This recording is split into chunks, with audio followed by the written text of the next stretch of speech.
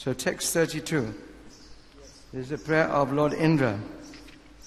Indra uvacha idam api achuta vishvabhavanam vapur anandakaram manodrisham shura vidvit shapane udayude bhujadande upapanam ashtabim Indra uvacha idam apyuchatu vishvabhavanam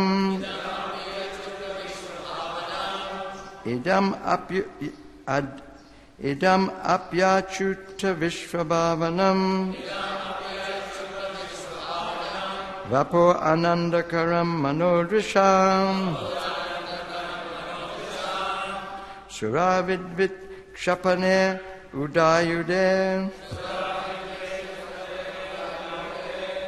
bhujadande upapanam ashtibi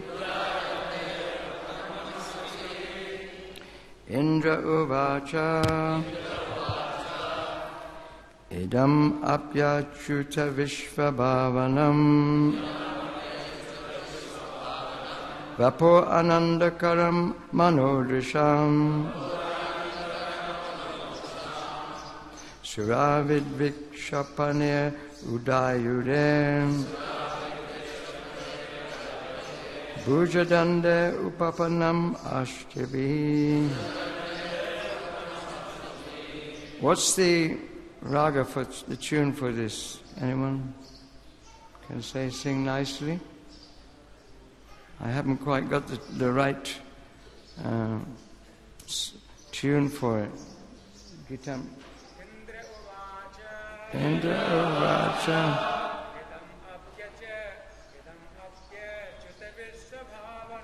idam apyachuta vishvabhavanam vapo anandakaram manodrisham suravidvikshapane udayude bhujadande upapanam astibi. Indra uvacha idam apyachuta vishvabhavanam vapo anandakaram manodrisham vidvichapane udayude bhujadande upapanam ashtibi. Indra uvacha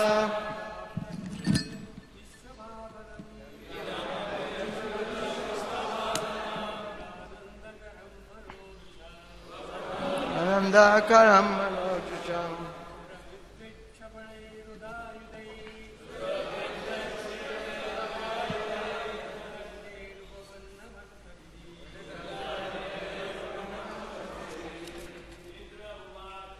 Indra uvacha idam apyachuta vishvabhavanam vapo anandakaram manodrisham suravidvikshapane udayude bhujadande upapanam ashtibi. Indra uvacha idam apyachuta vishvabhavanam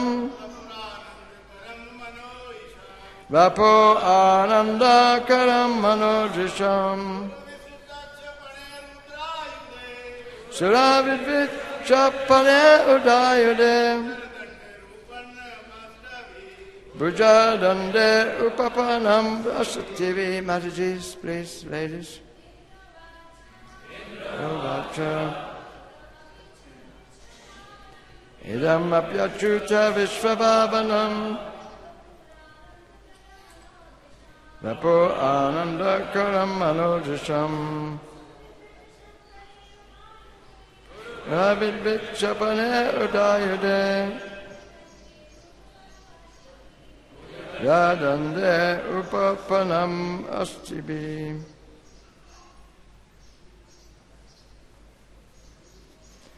Indra Uvacha.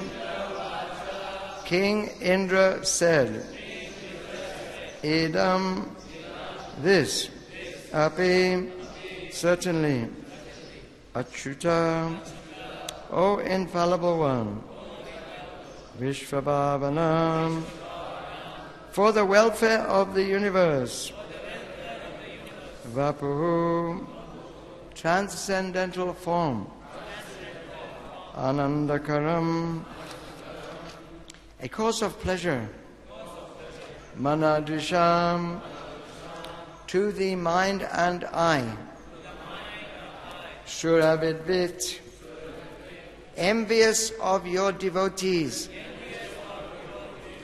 Kshapanahi, by punishment, Udayudai, with uplifted weapons, Bujadandai, with arms, Upapanam, possessed of, Ashtibihi, with 8. Translation. King Indra said, My dear Lord, your transcendental form, with 8 hands and weapons in each of them, appears for the welfare of the entire universe, and it is very pleasing to the mind and eyes.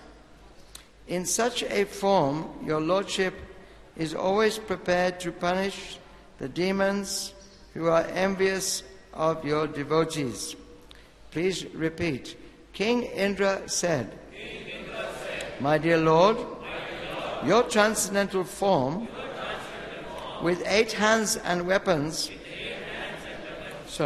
with 8 hands and weapons in each of them, appears for the welfare of the entire universe.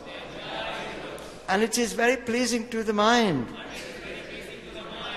and eyes. In such a form, your Lordship is always prepared to punish the demons who are envious of your devotees. Purport by Srila Prabhupada. It is generally understood from revealed scriptures that Lord Vishnu appears with 4 hands, but in this particular sacrificial arena, Lord Vishnu arrived with 8 hands. King Indra said, Even though we are accustomed to see your 4-handed Vishnu form, this appearance with 8 hands is as real as the 4-handed form. As Lord Brahma had said, to realize the transcendental form of the Lord is beyond the power of the senses. In reply to that statement by Brahma, King Indra said that even though the transcendental form of the Lord is not perceivable by the material senses, his activities and his transcendental form can be understood. The Lord's uncommon features, uncommon activities, and uncommon beauty can be perceived even by an ordinary man. For example, when Lord Krishna appeared, just like a 6 or 7-year-old boy in Vrindavan, he was approached by the residents there. There were torrents of rain, and the Lord saved the residents of Vrindavan by lifting What? Govardhan hill, and resting it on the little finger of his left hand for how many days? 7 days. The uncommon feature of the Lord, this uncommon feature of the Lord should convince even materialistic persons who want to speculate to the limit of their material senses. The activities of the Lord are pleasing to experimental vision also. But impersonalists will not believe in his identity because they study the personality of the Lord by comparing their personality to his. Because men in this material world cannot lift a hill, they do not believe that the Lord can lift one. Atmavat Sarvabhuteshu. They accept the statements of Srimad Bhagavatam to be allegorical, and they try to interpret them in their own way. But factually the Lord lifted the hill in the presence of all the inhabitants of Vrindavan, as corroborated by great acharyas and authors like Vyasadeva and Narada. Everything about the Lord, his activities, pastimes, and uncommon features should be accepted as is. And in this way, even in our present condition, we can understand the Lord. In the instance herein, King Indra confirmed, "Your presence with 8 hands is as good as your presence with 4 hands. There is no doubt about it."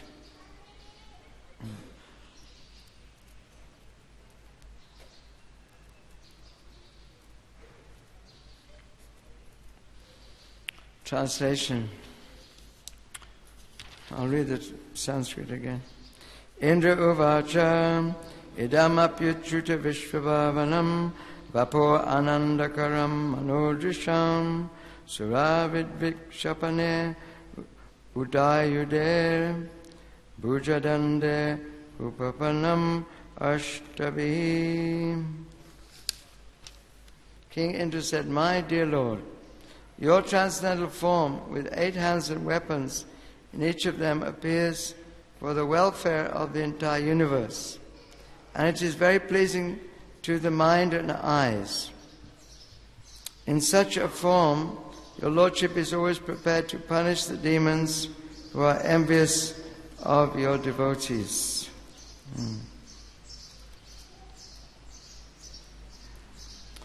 Om Gyanati Marandasya Gyananjana Salakaya Chakshurun Militam Jena Tasmai Shri Gurave Namah Shri Chaitanya Manubhistam Stapitam Yena Bhutale Swayam Rupa Kadamayam Tadati Swapadantikam Jaya Shri Krishna Chaitanya Prabhu Nityananda Shri Advaita Gadadhar Sivasadi Go Bhaktavinda.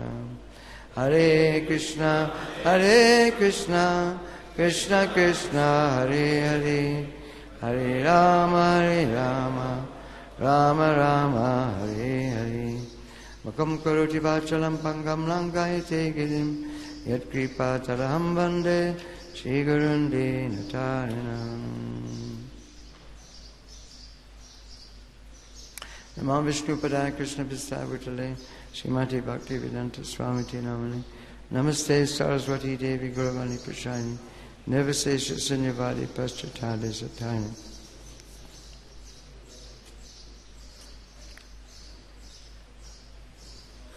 So devotees of Hare Krishna, they accept the transcendental form of God. This is a Vedic presentation.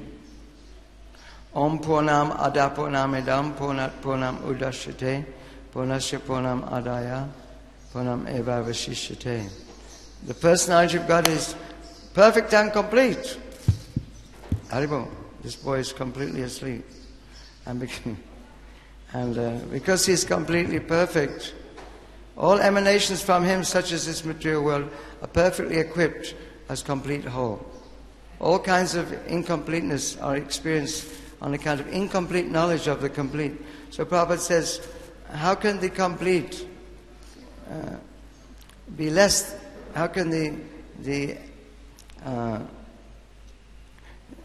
how can there be anything less than the complete? In other words, how can God be formless? How can God be formless? If God is complete, He contains form also.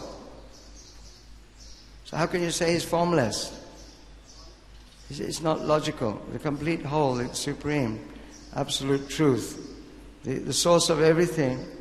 Just like I go to a bank, you can't, except if the economy collapses, then you expect to take some money from the bank because there's money in the bank. So in God there's everything. Beauty, form, knowledge, fame, renunciation, strength, everything must be there that we perceive. We can't experience anything unless it's there in God. That's the definition of God. Everything is emanating from God. Sahavakarnak, we say, Ishvara Parama Krishna Sachidananda Vigraha Anadiradi Govindam Savakarna Karanam. Even the modern scientists, they're looking for God with their telescopes and microscopes. They're trying to find the source of everything. Infinitely small, infinitely dense. They said there was a big explosion. But then you ask them, what was before the explosion? Well, they say there was quantum vacuum. A quantum vacuum. Nobody knows what that is, except maybe Albert Einstein. And he's dead. So, quantum vacuum. So we say, yes, there's a quantum vacuum. It's transcendental dimension. Oh, that's Krishna. We say the source of everything. Savakarana Karana. It must be beyond this temporary creation. It must be more than this temporary creation.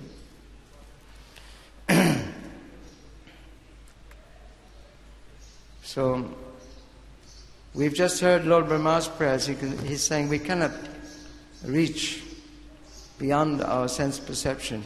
We're like little frogs. Frogs in a well.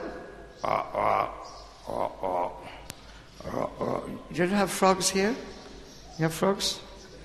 ISKCON frogs? They've taken shelter yet? They're aspiring for shelter. ISKCON frogs. Yeah. ISKCON frogs. They're thinking, they're thinking, there's nothing beyond my little fountain here in ISKCON. Of course, it's transcendental. It's true, there's nothing. But if you come from the Indian Ocean, you flew in from Bombay, and you speak to Mr. Frog. Mr. Frog, I've seen the Atlantic Ocean in Bombay. You say, what?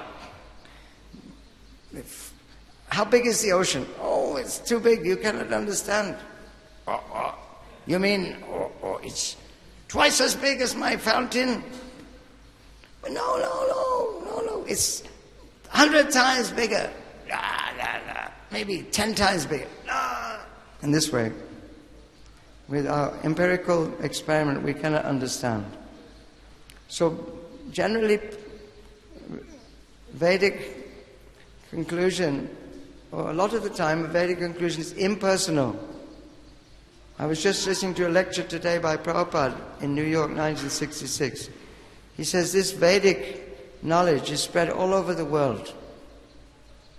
It's not sectarian, according to time, place and circumstance.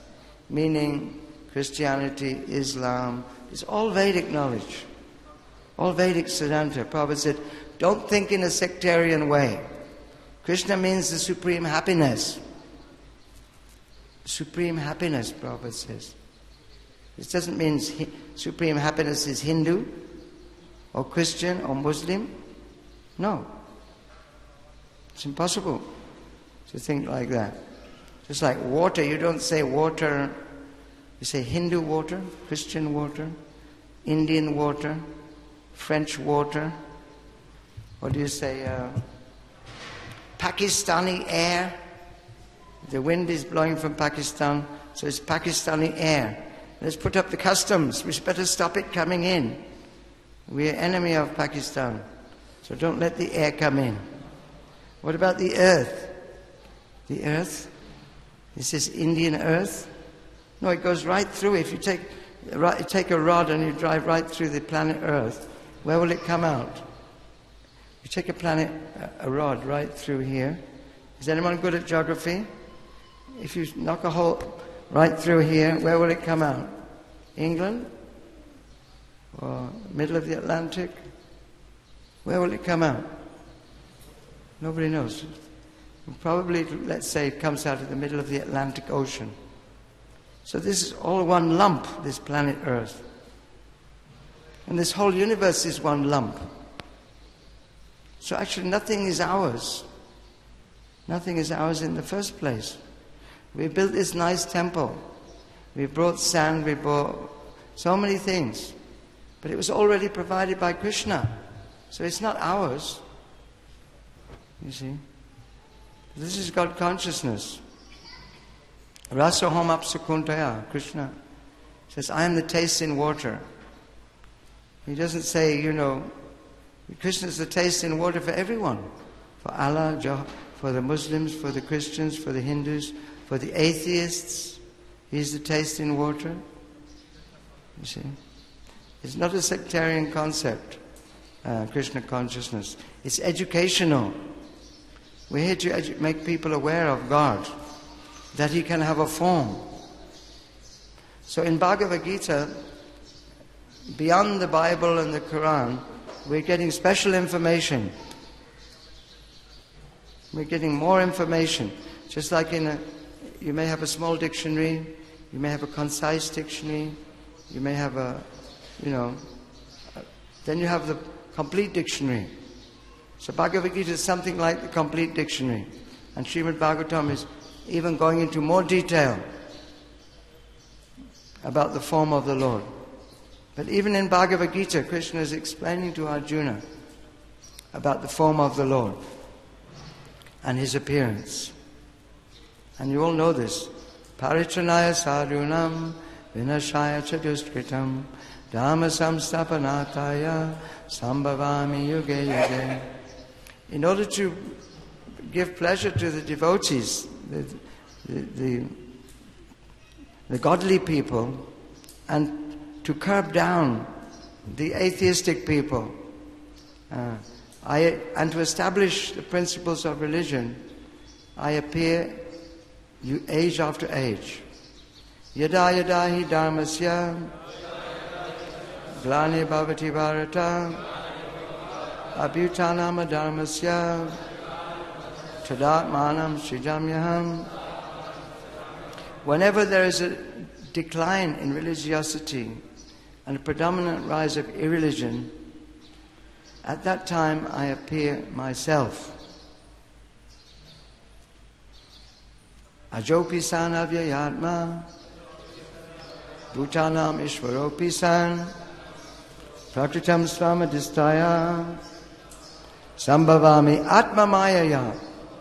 So Prabhupada explains that in that verse, he said that although Krishna says, although I am unborn and my transcendental body never deteriorates, I still appear in every millennium in my original transcendental form.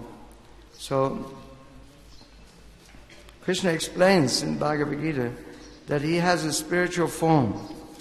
I'll read the exact translation, because I'm giving this for the benefit of everyone who's listening. I don't know who's listening. in Soho Street in London, in Mayapur, we have this CTV. Do you have CTV here? People are watching all over Delhi? Oh, that's nice. So many new people out there. Hare Krishna. It's Mahavishnu Swami from UK here. So Krishna is saying himself that he has a form. And if we understand his form, then we don't have to take birth in this material world. Krishna says, although I am unborn and my transcendental body never deteriorates, and although I am the Lord of all living entities, I still appear in every millennium in my original transcendental form. So, this is good news. Good news for devotees. Because we can actually visualize, we can actually see the form of the Lord. This is, you may think here in India, you may think, well, everybody knows this. On every street corner you've got Hanuman, you've got this God, that God. But not so in England, in America. No. You may have a cross in your church, or you may have a candlestick, or your mosque may face towards Mecca, the Kaaba, which is, 6,000 kilometers away. So there's some indication that God has a form. Otherwise, why make a cross? Otherwise, why put your mosque towards Mecca if God doesn't have a form? It could be anywhere. Just make your church face anywhere. Make your mosque face anywhere. No, but there's a Kaaba in a particular place. And there's a cross. Why is there a cross? Why a form? Why these scriptures are worshipped? You go to the church in England, there's a big lectern, there's a big thing with a Bible on it.